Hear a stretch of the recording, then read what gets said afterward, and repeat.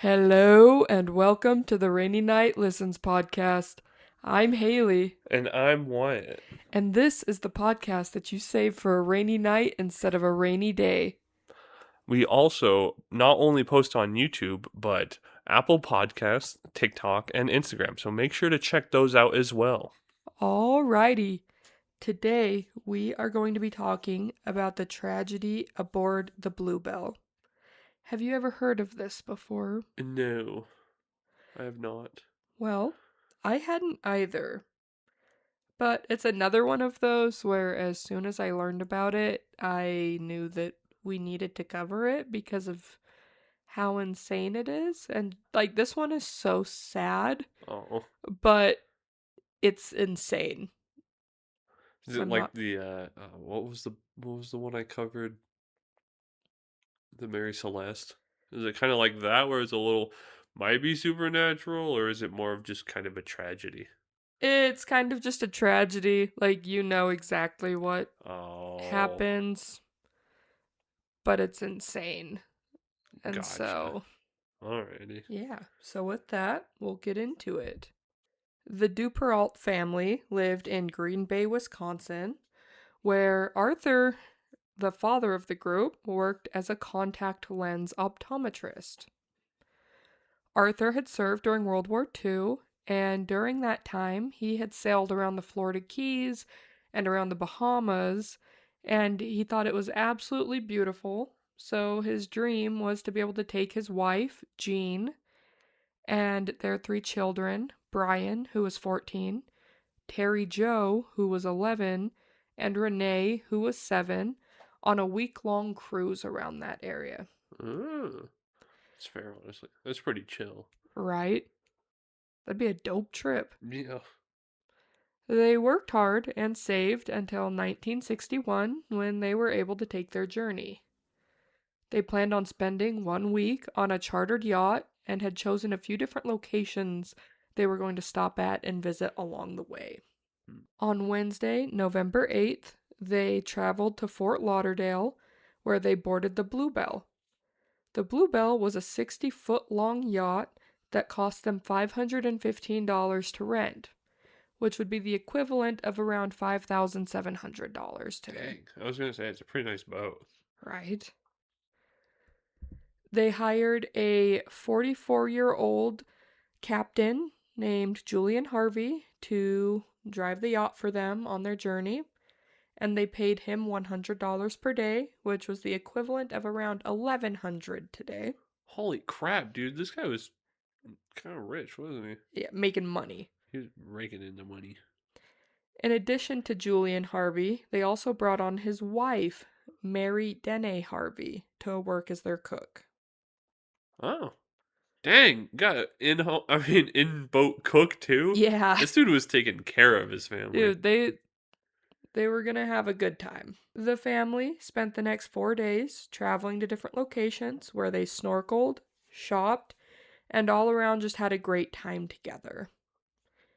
On November 12th, Arthur and Julian Harvey made a visit to a British district commissioner, to whom Arthur was quoted as saying, "This has been a once in a lifetime vacation. We'll be back before Christmas." Oh, Like, so they were having a yeah, fantastic just the time. time of their lives.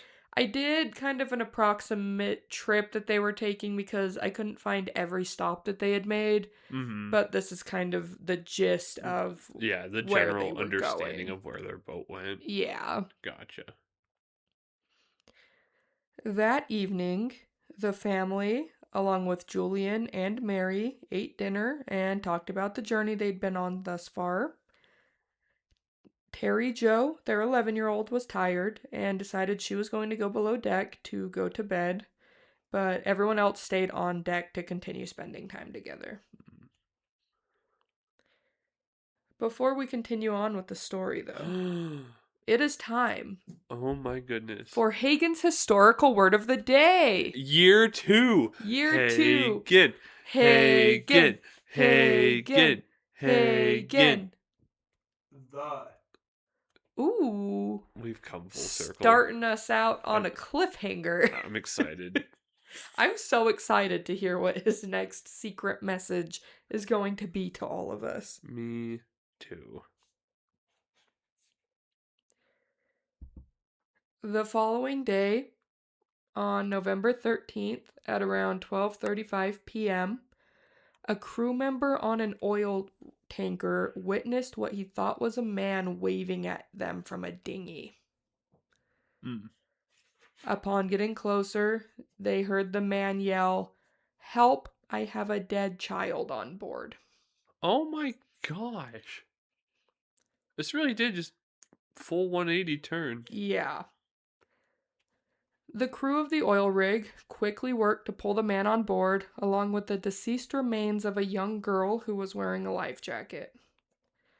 Upon questioning him, the man identified himself as Julian Harvey, the captain of the Bluebelle. He told the crew of the oil rig that the previous night, at around 8:30 p.m., they were hit by a sudden squall that had caused the yacht to keel over and also caused the main mast of the ship to snap and fall, puncturing the hull of the ship. Dang.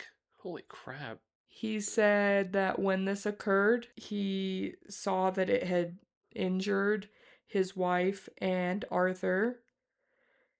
And then, as the yacht was keeling back, he said that he became separated from the others on the yacht. He tried to get to the deck cabin to get wire cutters in order to cut through to reach the other passengers, but a sudden fire broke out and he was not able to get to them. So he said that whenever the mast punctured the hull of the ship, it punctured the auxiliary gas tank and started a fire. Huh. That's really, really unlucky. Yeah. He then left the yacht on a dinghy and just happened to see the body of Renee, the 7-year-old little girl, floating in the water. He said that he was able to retrieve her and he attempted to revive her, but was unsuccessful in his attempt. But he decided to keep her body on the dinghy with him so that she could be buried. That's fair. The crew of the oil rig took him to Nassau, and there he was questioned by the authorities. They observed that he was very calm when recounting what had happened to him and thought that it was a little odd. And they also thought it was odd that the dinghy he was in was full of survival supplies. Like it was pre-packed. Yeah, like it had Hmm. like a bunch of supplies on it that wouldn't normally just be on a dinghy that's just hanging out. Gotcha. He was allowed to return to Miami on November 15th because there was no way to tell whether what he was saying was actually what had happened or not because he was the sole survivor. Yeah.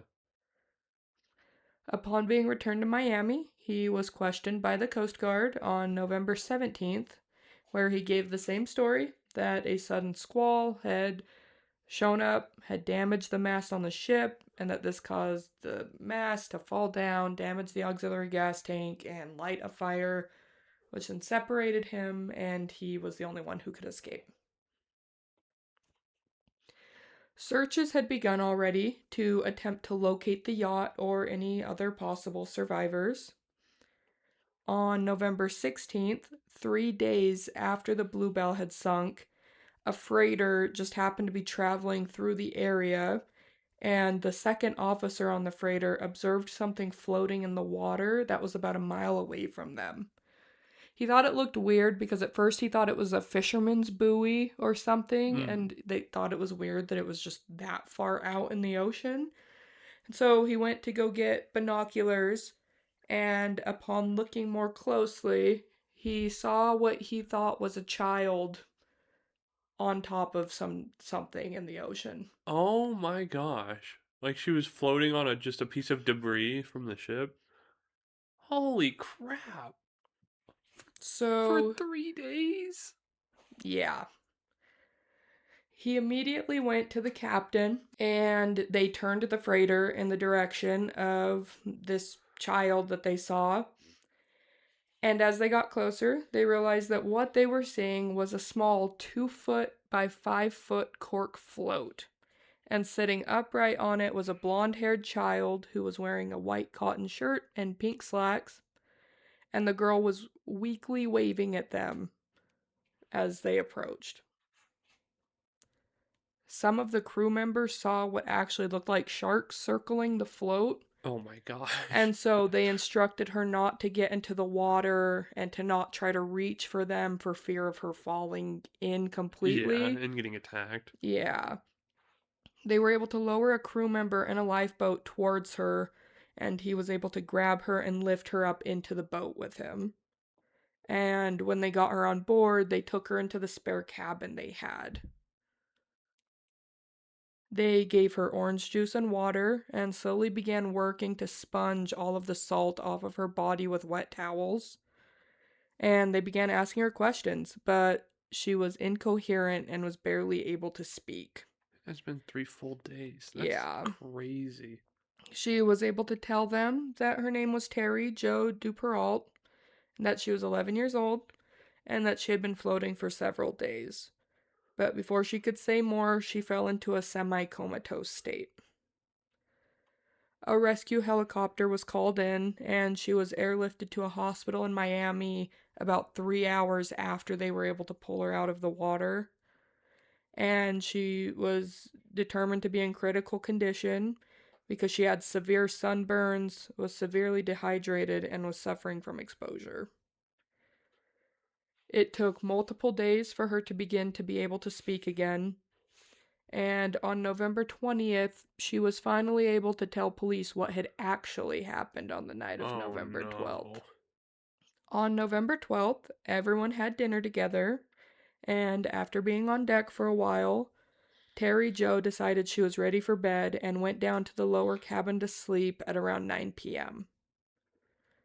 Sometime later, she awoke to the sounds of her older brother screaming, and she could hear loud, heavy footsteps coming from above her.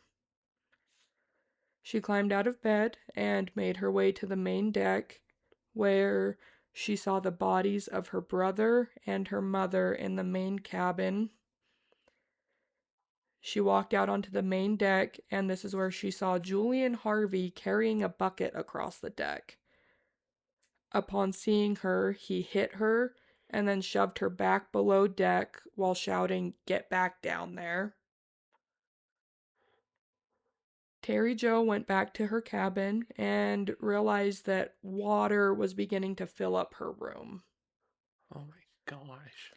She said she stayed down there for what seemed to be around 15 minutes, and during that time, she heard Julian coming down the stairs, and he came down and stood in the doorway of her cabin and was holding a rifle and was just staring at her.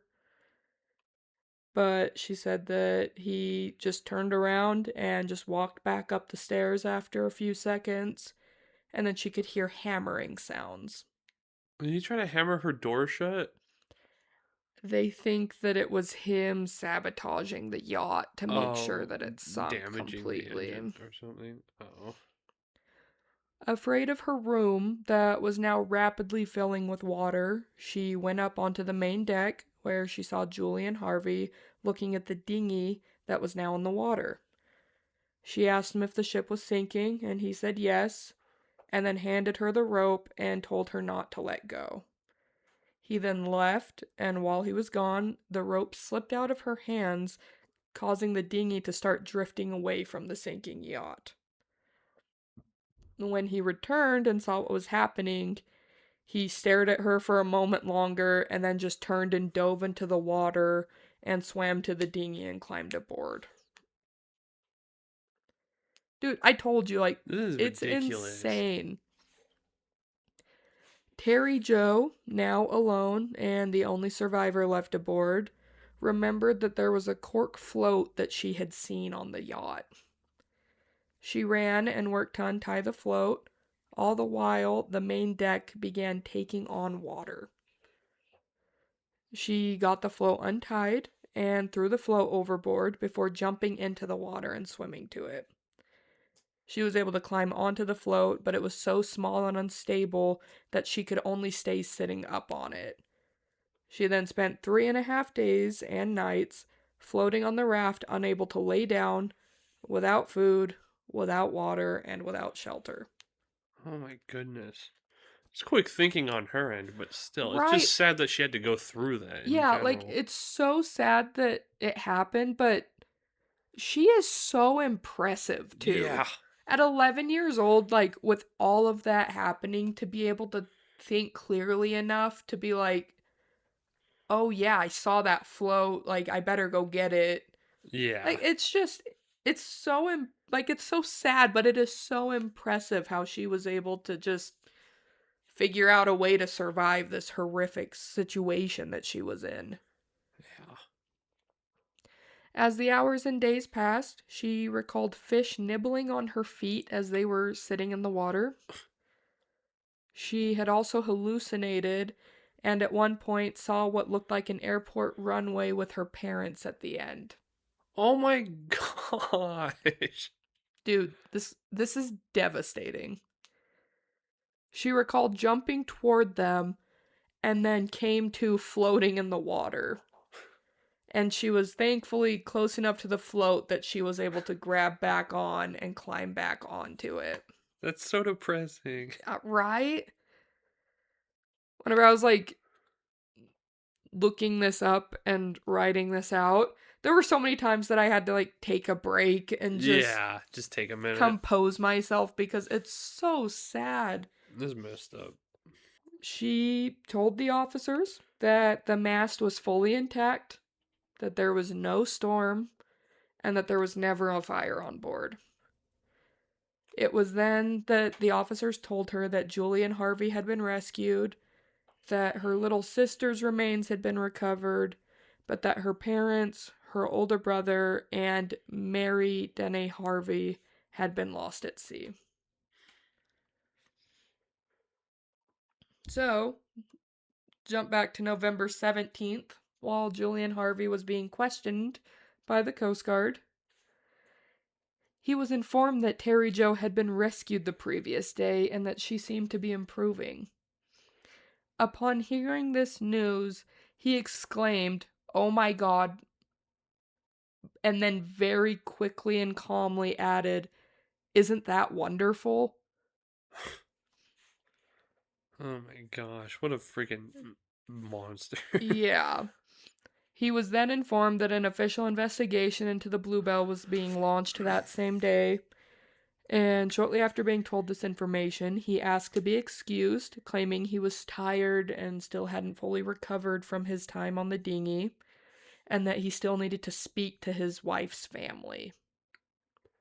They told him that that was fine, and that they were going to follow up with him once Terry Jo recovered more and they were able to talk to her. Julian Harvey left, drove to a motel, checked in under a fake name, paid cash for his room, and upon entering it, wrote out a 2-page suicide note before using a razor to cut his ankles, his thigh, and his jugular vein. Oh my gosh. A maid found his body around 2 hours later and also found the note he had left behind. The note was addressed to a close military friend of his, asking them to take care of his son who he was leaving behind. He had a 13-year-old son. What a sack of crap. He did not apologize for anything he had done, and he did not explain why he did what he did. All he said was that he was tired and that he couldn't take it anymore. What what even? Why? Just why? Start to finish, why? Yeah. After investigators heard Terry Jo's story and found that Julian Harvey had committed suicide, it was pretty clear to them that he had, in fact, committed the murders and purposefully sunk the yacht because Yeah, it makes the most sense. Yeah, he had taken his own life before they were even able to talk to her to get the real story about what had happened. Stupid. They began to look into his background for any clues as to why this horrific event would have taken place. They found that he had been in serious financial trouble and was having problems holding down a job. They had also discovered that he had recently taken out an insurance policy on his wife, and this specific kind would have doubled the amount paid out to him if she passed away due to an accident. Oh my gosh. He had begun work as a captain just 1 month prior to this incident, and it was during this time that investigators believed he began formulating a plan to murder his wife, but to make it look like an accident, and that way he would also have the family as a witness that his wife just accidentally died, that nothing crazy happened. So then someone would be able to corroborate what had happened to her so he could get the full payout of life insurance. They believe that when he was attempting to murder his wife, that he was discovered by a member of the Duperrault family. So then he went on to murder all of them to cover his tracks. They think he pulled Renee's body from the ocean in order to lend credibility to his story, that it was just a freak accident and that he was this good person trying to do what he could to Yeah. at least give her like a respectful burial. It is speculated that he didn't murder Terry Jo because she had dropped the rope, so he was forced to leave the yacht in a hurry. I can't So, believe that after doing that, he just told her to hold the rope while he went and gathered stuff. Like, fully intending to. The whole thing with, like, pulling Renee's body out of the water. It makes me wonder if because, uh, Terry Jo. yeah. It's like he knew she didn't know what happened. Mhm. And so he was planning on taking her with him and, like, being like, oh, well, I was able to save one of the girls. But then as soon as that happened, he's like, well, guess I won't save any of them. And then just dove in the water. That's true. I didn't think about that. Like if he was maybe planning on taking her with Yeah, and him. just like threatening her into not saying anything or Yeah. something. Because why did he just leave her in the room when he could have? I don't know. It's ridiculous. Yeah. You can tell he was probably in his head a lot, thinking about what he was going to do, but just Yeah. couldn't figure out which part he wanted to do and which part he didn't want to do. So he just kept going until he was like, "Well, dive into the water, leave him alone." Yeah. It's ridiculous. That's people think that he was going to get something to like kill her with and then was going to kill her before he jumped into the boat. Hmm. And then once he came back and found out that the boat was or floating away, that maybe he just figured that oh she won't survive this anyways because the boat's taking on enough water that it's going to sink Yeah, soon. And so that's what some people think is that he had probably just figured she wasn't going to survive anyways. it's absolutely crazy. But guess what? Guess what? She did. Her existence proved you wrong. Yep. Idiot. Never doubt the human will. Mhm. After digging further into his history, it was discovered that he had survived a car accident in 1949 that had killed one of his previous wives and her mother Oh my. when it went off a bridge into a bayou. And he was able to swim to shore safely and collected insurance money. Yep. He had also collected insurance money from two other instances of his boat sinking accidentally. So he was Yeah. just an insurance fraudster. Yeah. And so, Makes you wonder if the first time it happened with his one of his wives, if it was like an accident, and then he's like, "Oh, but this is a lot of money," or yeah. if he just had that planned out, start to finish, the entire time. Yeah. Like, was it the jump start on accident or was it his first time, like, truly trying to plan something out like that? Yeah. Either way, it sounds like it probably was the start, at least, to Yeah, what was happening. It's just insane. it is. This dude's ridiculous. Yeah. After recovering, Terry Jo returned to Green Bay, where she lived with her aunt, grandmother, and three cousins. After a year, she changed her name to just Terry and spelled it differently, so spelled it Tere, in an attempt to separate herself from what had happened Mm-hmm. because she was tired of being viewed as a As victim that by person, people. yeah. During the 60s, the practice for coping strategies, and especially in her case, was to not speak about the horrific experience she had endured. So there was no like trauma therapy, no trauma counseling, No, anything like nothing. that. Like her family, her teachers, everyone around her were instructed not to talk to her about what had happened That's insane. because the thought was that if they didn't talk about it, then it would just go away. Like it wouldn't stay in her mind. Like it would Yeah, just go away. Which obviously now we know that that is that's not how that like works. kind of one of the worst things that you could do to someone who has gone through a horrific event. Like they need help. They need to be able to talk through it and work through things. But in the 60s, that was standard procedure. So, That's crazy. That's absolutely insane. yeah. She did not speak openly about what had happened to her for over 20 years because of it. Hmm.